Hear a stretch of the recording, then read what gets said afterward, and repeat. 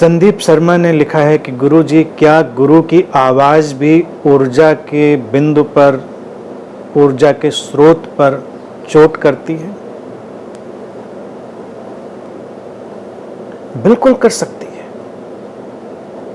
बिल्कुल कर सकती है। और इसके पीछे पूरा एक सिस्टम और एक विज्ञान भी है।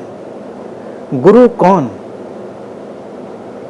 गुरु वो जो अपना ज्ञान उड़ेल देना चाहता है, जो ज्ञान से बोझिल हो गया है। गुरु क्या वो है जिसका कोई एजेंडा है, कोई मिशन है? नहीं, गुरु का कोई एजेंडा नहीं, कोई मिशन नहीं।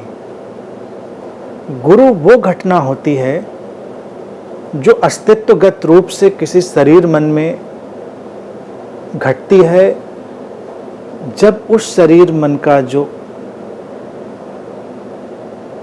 डूअर पार्ट है, कर्तापन है, वो पूरी तरह डिसइंटीग्रेट हो गया होता है, समाप्त हो गया होता है, और वो शरीर मन अस्तित्व का एक सहज माध्यम रह गया होता है। उसके माध्यम से अस्तित्व अपना गीत गाता है। भारत में ध्यान दिया होगा हम कि हमने भगवान कृष्ण के हाथों में बांसुरी पकड़ाई। ऐसा नहीं कि वो कोई बांसुरी वादक रहे होंगे, हो सकता है रहे, हो सकता है अच्छी बांसुरी बजाते हों, हो सकता है कभी उन्होंने बांसुरी छुई भी ना हो, लेकिन बांसुरी का प्रतीक जो रखा है वो समझने जैसा। भारतीय दर्शन को समझने के लिए हमको हर प्रतीक को अपनी दृष्टि में लाना चाहिए। तो कृष्ण के हाथों की बांसुरी इस बात की तरफ इशारा करती है कि जब व्यक्ति ऐसा खाली हो जाता है, रिक्त हो जाता है, तो अस्तित्व उसके भीतर बहता है, अस्तित्व का संगीत उसके भीतर से प्रकट होता है। तो जब कोई शरीर मन ऐसे ही बांसुरी की तरह हो जाता है, रिक्त, अपना कुछ भी नहीं, और उसकी जो पर्सनल आइडेंटिटी थी वो डिसअपीयर हो गई, तो वो गुरु की घटना में उसको हम रख सकते हैं। अब जब ये घटना घट गई है तो उसके भीतर सब कुछ बदलता है, उसकी अपीयरेंस, उसकी दृष्टि, उसकी आवाज, सब कुछ। तुमने पूछा है गुरु की आवाज, तमाम उदाहरण है कि गुरु की दृष्टि भी उतनी ही चोट कर देती हमारे ऊर्जा के स्रोत पर, हमारी अंदर के शक्ति के बिंदु पर, और अचानक जैसे कुछ विस्फोट होता है और हम जागृत हो जाते हैं। तमाम घटनाएं अस्तित्व में ऐसी हैं, इतिहास के पन्ने पलटे कि कोई सीकर किसी गुरु के पास गया, गुरु ने बस उसको देखा और जागृति घट गई। आवाज भी वही चीज है। आवाज भी मामूली चीज नहीं होती। आवाज में व्यक्ति का पूरा व्यक्तित्व शामिल है। आवाज में वो सब कुछ शामिल है जो व्यक्ति के भीतर घटा है। तो जब ऐसी आवाज हमारे भीतर कहीं पर उतरती है, उसकी चोट पड़ती है, तो वही सब कुछ जो आवाज के पीछे छुपा था हमारे भीतर भी प्रकट होने लगे, तो कोई आश्चर्य नहीं है।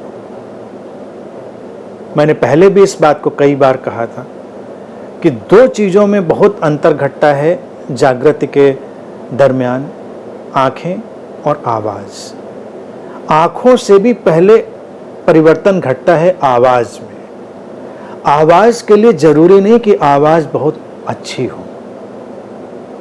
तमाम ऐसे गुरु हुए जिनकी आवाज़ की क्वालिटी, वॉइस क्वालिटी बहुत अच्छी नहीं थी, और तमाम ऐसे गुरु भी हुए जिनकी वॉइस क्वालिटी बहुत अच्छी थी। वॉइस क्वालिटी तो देखें हम, अभिनेताओं की भी होती है, कलाकारों की भी होती है, लेकिन क्वालिटी की बात नहीं है, उसके पीछे छुपे हुए किसी और गुणधर्म की बात है। वो आवाज़ में तैरता है, पता चलता है।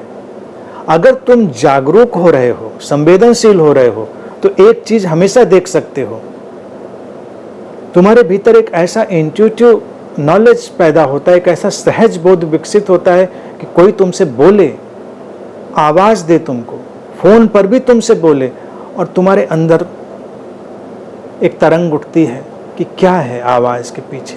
घृणा है, प्रेम है, शांति है, स्वार्थ है, हिंसा है, क्या है? आवाज जादुई है, चमत्कारिक है। आवाज के पीछे उस सत्ता का, जहां से आवाज निकल रही है, सब कुछ शामिल है।